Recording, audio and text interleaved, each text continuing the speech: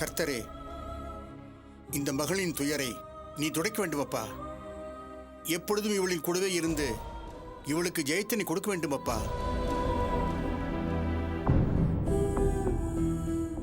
அபி, அடுத்து என்ன செய்யலான் இருக்க? ஃபாதர், என் மனசுல என்ன இருக்குன்னா, தொல்காப்பியன் பத்திரமா இருந்தாலே எனக்கு போதும். அதுவே எனக்கு பாதி பாரம் குறைஞ்ச மாதிரி தான். கவலைப்படாதுமா, கர்த்தருடைய கருணையான பார்வை தொல்காப்பியனுக்கு எப்போதும் உண்டு. ஆமா ஆண்டி, நான் உங்களுக்காகவும் தொல்காப்பியன் அங்கிளுக்காகவும் கடவுள்கிட்ட வேண்டிக்கிறேன்.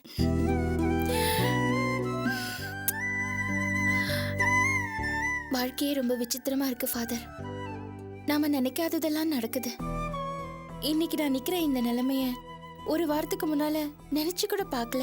இதெல்லாம் இறைவனுடைய சித்தம்மா. அவன் என்ன நினைக்கிறானோ அதைத்தான் நடத்தி காட்டுறான். நிச்சயமா உன்ன மாதிரி தொல்காப்பிய மாதிரி நல்ல மனிதர்களை கைவிட மாட்டார். கடவுள் எதை நினைச்சு இதெல்லாம் செய்யறாருன்னு எனக்கு தெரியல ஃபாதர். ஆனா சில மோசமான மனுஷங்களோட நினைப்பு என்னன்னு தெரிஞ்சும் நம்மளால அதை தடுக்க முடியலையே ஃபாதர். ஏன்?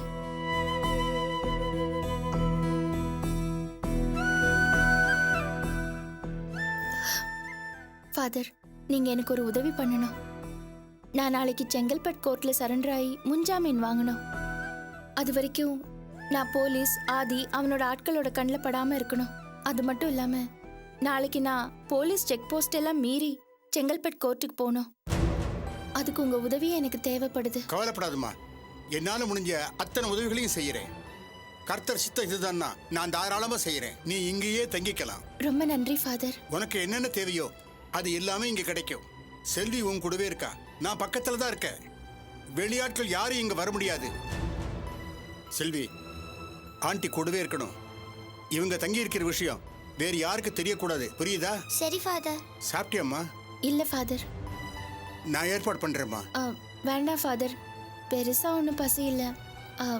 முடிஞ்சா பிரெட் வாங்கி கொடுங்க, அது போதும். சரிம்மா. செல்வி, நான் உனக்கு காசு தரேன். ஆண்டிக்கு பிரெட் வாங்கிட்டு வாமா. யாருக்குன்னு கேட்டா எதுவும் சொல்லக்கூடாது, புரியுதா? சரி ஃபாதர். நீ ரெஸ்ட் எடுமா.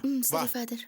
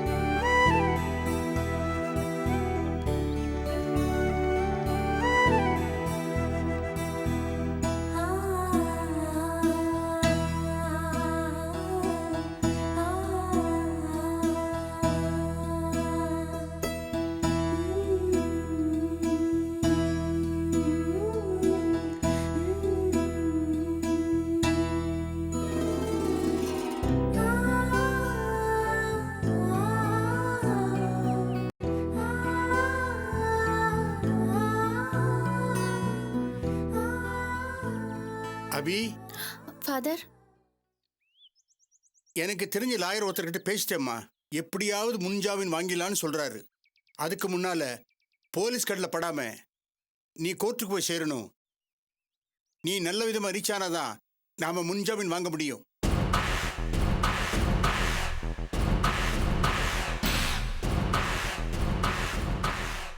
அம்மா, நீ எதுக்கு பயப்பட வேண்டாம். நீ இங்க இருக்கிற விஷயம் யாருக்கும் தெரியாது. ஒரு பிரச்சனையும் வராது.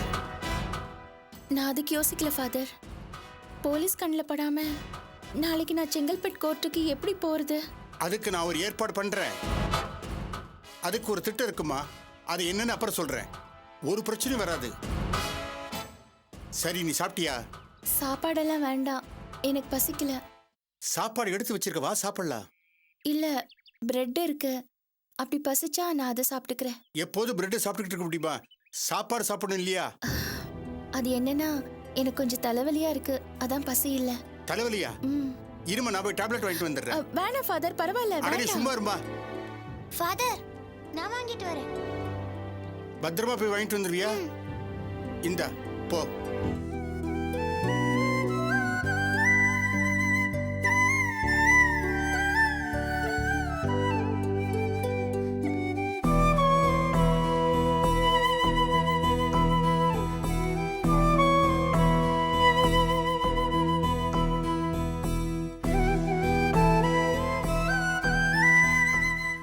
என்னம்மா பாக்குற?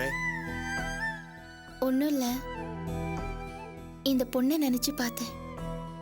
ரொம்ப நல்ல பொண்ணு. ஆனா பாவம், சின்ன வயசுலயே அப்பா அம்மா 2 பேரையும் எழுந்துட்டா. ஆமாம்மா, ஆனா இவளுக்கு நிறைய பொறுப்பு இருக்கு. கடவுளுடைய ஆசீர்வாதம் இவளுக்கு பூரணமா இருக்குமா. இவன் நிச்சயமா நல்லா இருப்பாம்மா.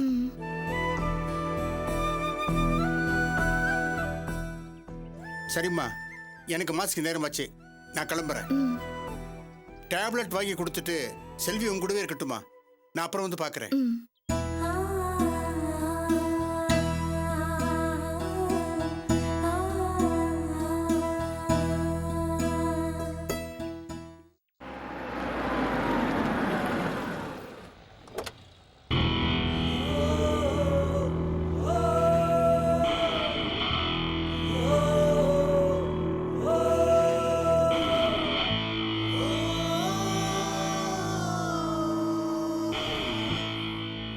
ஒரு டீ போடு.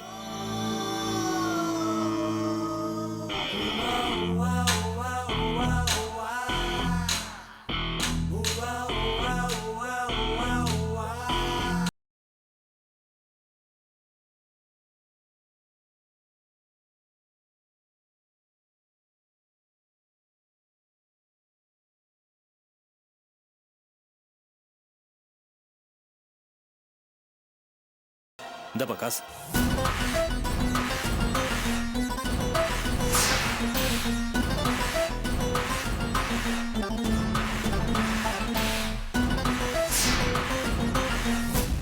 அங்கிள், ஒரு தலைவலி மாத்திரை கொடுங்களேன்.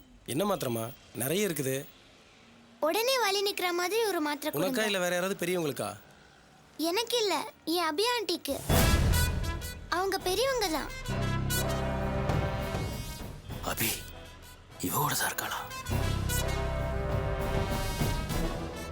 இந்த மாத்திரை சாப்பிட்ட அப்புறம் போட சொல்லுமா. இந்தாமா.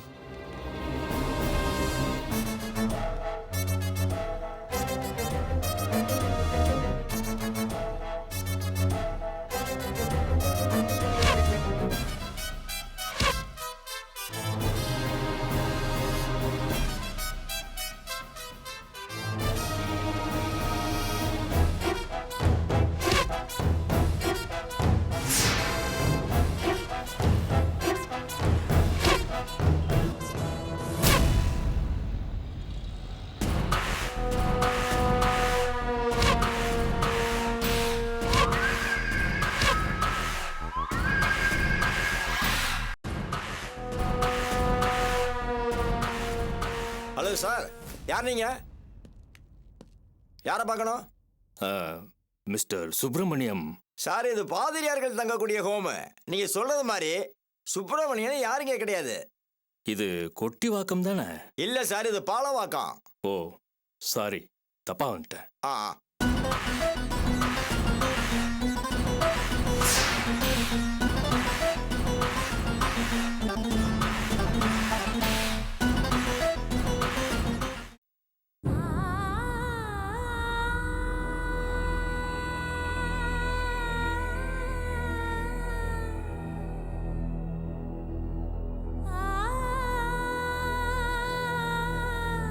இதுக்குதான் யார் வம்புக்கும் போகாதன்னு தலையா அடிச்சுக்கிட்டேன். கேட்டியா? படுபாவி, உன்னை இப்ப இந்த நிலைமைக்கு கொண்டு வந்து விட்டுட்டான் பாரு. அம்மா விடுமா. அந்த ஆதியை பத்தி தான் உனக்கு தெரியும்ல. எதுக்கு வேணா அவங்ககிட்ட போய் சண்டை போடணும்? உன் பேச்சை கேட்டு அவன் திருந்த போறான். ஸ்டேஷன்ல வச்சு உன்னை அடிச்சதுதான் மிச்சம். ஐயா, நீங்கள் பேசுவது சரியல்ல. உஷா இயல்பான உணர்வுடன் அநீதியை கண்டவுடன் அதை எதிர்த்து சம்பந்தப்பட்டவரிடமே பேசியிருக்கிறார். அந்த உணர்வை நாம் ஊக்கப்படுத்த வேண்டுமே ஒழிய அதை மழுங்கடித்து விடக்கூடாது. நாம் செய்கின்ற இந்த பழக்கம் அடுத்த தலைமுறையினரை தெரிந்தோ தெரியாமலோ மழுங்கடித்து விடும். நீங்க சொல்றதெல்லாம் எங்களுக்கு புரியலங்க. துஷ்டனை கண்ட தூர விலைக்கு போகணுங்கிறதா எங்களுக்கு தெரியும். அதுதான் சரி. நமக்கு எதுக்குங்க வீண் வம்பு? அம்மா, துஷ்டர்களை இந்த சமூகத்திலிருந்து விலக்கி அவர்களை நாம் களையெடுக்க வேண்டுமே ஒழிய அவர்களிடமிருந்து நாம் விலகிவிடக் கூடாது. நீங்க சொல்றது கேட்கறதுக்கு நல்லா இருக்கு, ஆனா நடைமுறைக்கு உதவாது. ஏன் உதவாது? நம்மை அடக்கி ஆள நினைப்பவர்களும் நம்மை அச்சுறுத்துபவர்களும் எண்ணிக்கையில் மிகவும் குறைவானவர்கள். நமக்குள் ஒற்றுமை மட்டும் இருந்தால் அவர்கள் கட்டி வைத்திருக்கும் இந்த மோசமான சமுதாயத்தை தூள் தூளாக உடைத்து விடலாம். ஆதி மாதிரி ஆளையே ஒண்ணும் பண்ண முடியல. நீங்க என்னடான்னா சமுதாயத்தை மாத்திடலான்னு பேசுறீங்க. வெறும் பேச்சோடு இருந்தால் யாரையும் மாற்ற முடியாது என்பது உண்மைதான். அதற்காகத்தான் செயலில் இறங்கும் உஷா போன்றவர்களை நாம் தடுக்க கூடாது என்கிறேன். அப்போ இப்படியே விட்டுற சொல்றீங்களா? இவ பாட்டுக்கு அவங்கிட்ட போய் சண்டை போட்டுக்கிட்டே இருப்பா. அவனும் பதிலுக்கு போலீஸ் ஸ்டேஷன்ல வச்சு இவளை நல்லா கவனிச்சு அனுப்புவான். அம்மா, உங்களின் நிலை எனக்கு புரிகிறது. காரணம், நாம் அடுத்த தலைமுறை இளைஞர்களை எப்படி வழிநடத்த வேண்டும் என்று கற்றுக்கொள்ளவே இல்லை. அது நம் தவறும் அல்ல. காரணம், நம்முடைய மூதாதையர்கள் நாம் இளைஞர்களாக இருந்தபோது நம்மை அப்படி வழிநடத்துகின்ற பொறுப்பை உணரவில்லை. எந்த விஷயத்திற்கும் பொறுமையாக இரு, பொறுமையை மிஞ்சிய எல்லையே இல்லை, எதற்கும் கோபப்படாதே என்று அவர்களை தட்டி குட்டி அவர்களை அப்படி சுட்டிக்காட்டியே வளர்த்து விட்டோம். அது தவறு. கோபப்பட வேண்டிய நேரத்தில் கோபப்படு என்று சொல்லி வளர்த்திருக்க வேண்டும். இது ஒரு தலைமுறை தவறு. இளைஞர்களாக இருக்கும் போது இளைஞர்களுக்கே உரிய கோபம் வர வேண்டும். அந்த கோபத்தை எப்படி வெளிப்படுத்துவது என்றுதான் நாம் அவர்களுக்கு உணர்த்த வேண்டும். அரசியல் மீதான கோபத்தை அரசியல் வழியிலும், வன்முறை மீதான கோபத்தை ஒற்றுமை வழியிலும், தனிநபர் மீதான கோபத்தை செயல்பாட்டு மூலமாகவும் நாம் அவர்களுக்கு உணர்த்த வேண்டும். தயவு செய்து இளைஞர்களுக்கு கோபம் எழும்போது அதை தடுத்து அவர்களை கூர்மழுங்கடித்து விடாதீர்கள். அந்த கோபத்தை சரியான திசையில் திசை திருப்பி விடுங்கள். அடுத்த தலைமுறையாவது தன் மீது திணிக்கப்படும் மேலாதிக்கத்திலிருந்தும் வன்முறையிலிருந்தும் விடுபடட்டும். நீங்க பேசுறத கேட்கும்போது ரொம்ப சந்தோஷமா இருக்கு. உடம்புல இருக்கிற வலி, மனசுல இருக்கிற வலி எல்லாமே என்னை விட்டு போன மாதிரி இருக்கு. ஆதியை நான் இப்படி விட்டுட போறதில்ல. அவன் என்கிட்ட நடந்துகிட்ட விதத்துக்கு நிச்சயமா ஒரு நாள் அவன் வருத்தப்படுவான். கவலைப்படாதீர்கள், உங்களுக்கு பக்கபலமாய் நானும் இருக்கிறேன்.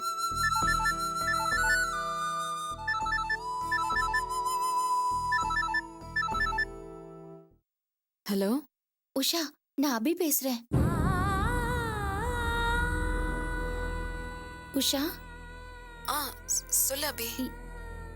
என்னாச்சு? ஏன் நீ ஒரு மாதிரியா பேசுற? இல்ல, அதெல்லாம் ஒண்ணும் இல்ல. நீ இப்போ எங்க இருக்க? நான் பாதுகாப்பான இடத்துல தான் இருக்கேன். இப்ப நான் சொல்லப்போற விஷயத்த நீ தோழர்கிட்ட பாஸ் பண்ண முடியுமா? விஸ்வநாதன் சாரும் தோழரும் இப்போ இங்கதான் இருக்காங்க. உஷா, என்கிட்ட கொடுமா, நான் பேசுறேன். அபி ஒரு நிமிஷம், விஸ்வநாதன் சார் பேசுறாரு. அபி, எப்படிமா இருக்க? நான் நல்லா இருக்கேன் சார். நல்ல வேளை சார், நீங்க சரியான நேரத்துல என்ன ஆபீஸ்ல இருந்து அனுப்பலைன்னா பெரிய பிரச்சனையா இருக்கும். அபி, நீ ரொம்ப ஜாக்கிரதையா இருமா. போலீஸ் ரொம்ப தீவிரமா தேடுறாங்கம்மா. உஷாவை அரெஸ்ட் பண்ணிட்டு இப்பதான் ரிலீஸ் பண்ணாங்க. What sir? எதுக்கு அவகிட்ட போய்? சார் உஷாவை ஏன் சார் அரெஸ்ட் பண்ணாங்க? எல்லாத்துக்கும் காரணம் அந்த ஆதிதாம்மா. அவங்கிட்ட நேர போய் உஷா சண்டை போட்டிருக்கா. அதை மனசுல வச்சுட்டு உஷாவை விசாரணைன்ற பேர்ல ஸ்டேஷன்ல வச்சு ரொம்ப டார்ச்சர் பண்ணிட்டாங்கம்மா. இதுக்கெல்லாம் அந்த ஆதி கூடிய சீக்கிரம் பதில் சொல்லித்தான் ஆகணும். தோழர்கிட்ட போனை கொடுங்க சார், நான் அவர்கிட்ட கொஞ்சம் பேசணும். தரேம்மா. தோழர் அபி பேசுறாங்க. சொல்லுங்கள் அபி. தோழர், நான் நாளை காலையில செங்கல்பட்டு கோர்ட்ல ஆஜராக போறேன். முன்ஜாமீன் வாங்கி வெளியில வர போறேன். அதுக்கான எல்லா ஏற்பாடும் நடந்துட்டு இருக்கு. நன்று. அபி, இந்த விஷயத்தில் நான் ஏதேனும் உதவி செய்ய வேண்டுமா? வேண்டாம், இந்த வேலையை நான் பாத்துக்கிறேன். நாம ஆதிக்கு எதிரான அடுத்த வேலைய தீவிரமா பண்ணணும். நீங்க சங்கரபாண்டியன் கேஸ சீக்கிரமா கோர்ட்டுக்கு கொண்டு வர வேலையை பாருங்க. அதுக்கு சம்பந்தமான எல்லா ஆதாரங்களும் உங்ககிட்ட தானே இருக்கு? ஆம் அபி. அது எல்லாத்தையும் தயார் பண்ணி வச்சுக்கங்க. நாளைக்கு அது சம்பந்தமா பேசி உடனே நாம ஒரு முடிவுக்கு வரணும். சரி அபி, நீங்கள் இப்போது நீண்ட நேரம் தொலைபேசியில் உரையாடுவது எனக்கு சரியாக படவில்லை. புரியுது. நீங்க மத்தவங்க கிட்ட விஷயத்த சொல்லிடுங்க. உஷா கிட்ட போனை கொடுங்க. ஒரு நிமிடம்.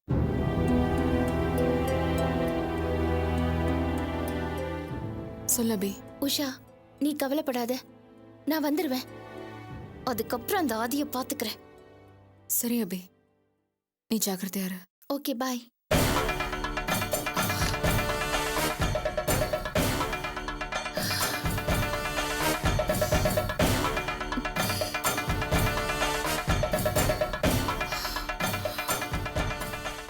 ஆதி